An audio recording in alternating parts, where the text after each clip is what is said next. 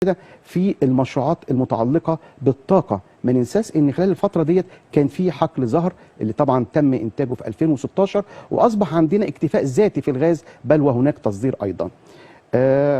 يمكن عشان اعدد المشروعات الاقتصاديه يعني هي متعدده، ويبقى ابخاس للحق ان احنا نحصر موضوع الانجازات اللي على الارض فقط في الطرق والكباري اللي تم انجازها.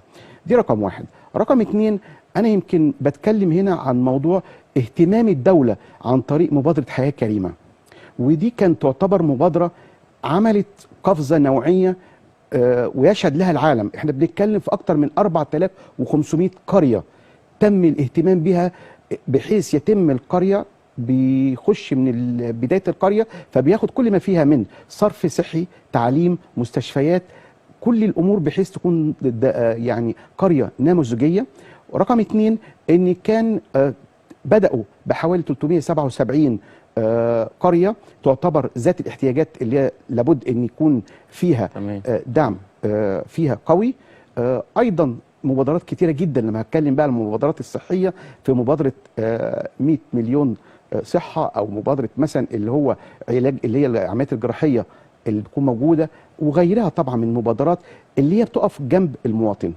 فدي كلها كانت اشياء لابد ان احنا نقول ان لا، الدوله هنا كانت على قد ما هي عينها على المشروعات القوميه، ولكن في نفس الوقت هناك من المشروعات اللي بتمس المواطنين، خصوصا الفئات اللي كانت محرومه لفترات قبل كده كتيره، كان بعيده عن اهتمام المسؤولين قبل كده.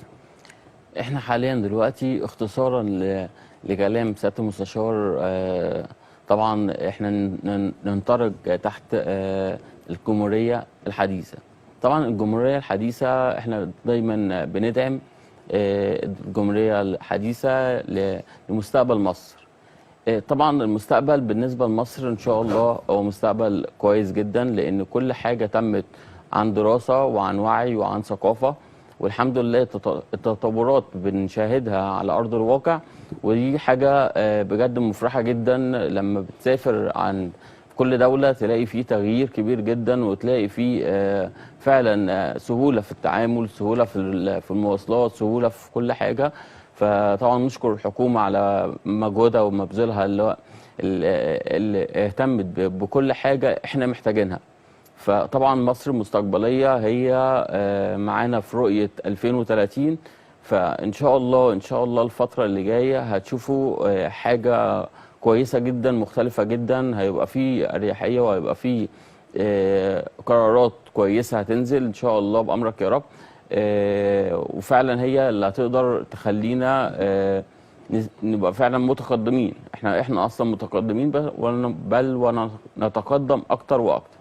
دلوقتي مع معالي المستشار هنهتم بجزئيه بسيطه جدا، وهي اهم التحديات الاقتصاديه في ظل الازمه الاقتصاديه العالميه والاقليميه المتتاليه. نعم.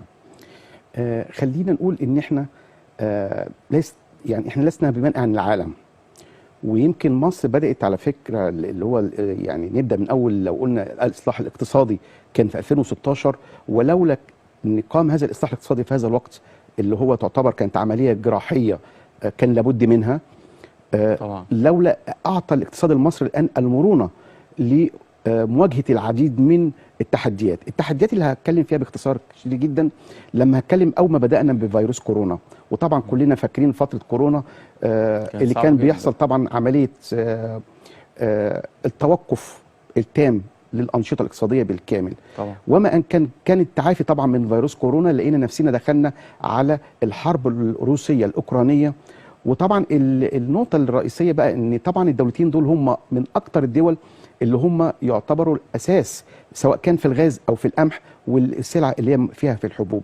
فطبعا تأثيرها كان تأثير كبير جدا على الاقتصاد بعد كده. رقم 3، هنلاحظ ان ما ان جينا في الفترة الحالية حاليا احنا بنشهد من الناحية الإقليمية. الناحية الإقليمية طبعا الحرب الموجودة حاليا في غزة طبعا مع العدو الإسرائيلي، وهنا طبعا دي ليها تأثير أيضا في المنطقة إقليميا.